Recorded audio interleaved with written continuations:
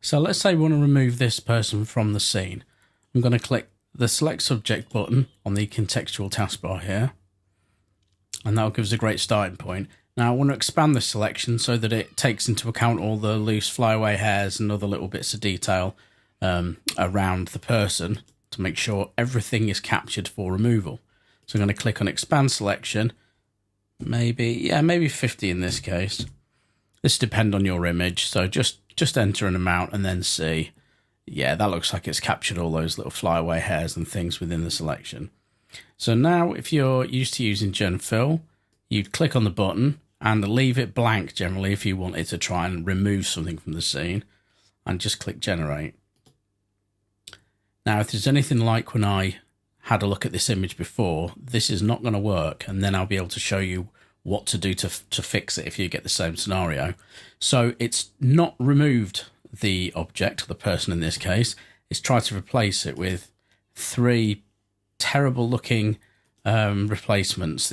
Even if this is what we wanted, it's really butchered this. It's done a terrible job, but that's by the by. It's just not what we wanted.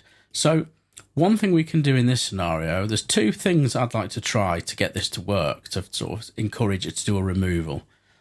And it's, let me just delete that again. Let me delete the layer. And it's not typing into the box like ocean or water as you may think.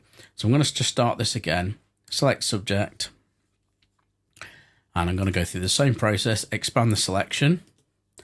But this time I'm going to press L for my lasso tool.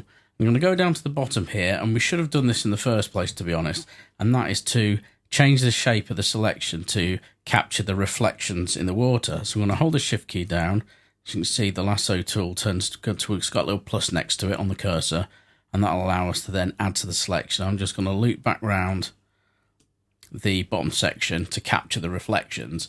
And what that's done is not only it will remove the reflections, hopefully, which is what should have happened in the first place, but it will also change the shape of it. And it's now not the same silhouette as the person in the shot. Now it's got this extra blocky bit at the bottom which goes off, which kind of cuts off the bottom, and just that change might be enough to throw off, or at least to make Generative Fill not try to replace it as a person. It might just see it as something that now needs to be removed.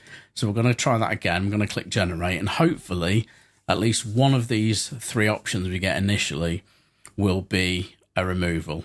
There we go, all 3 actually, so that's good. So we've got 3 different options we can pick from. As you can see, it's done a really good job of removing the subject from the shot, including the reflections.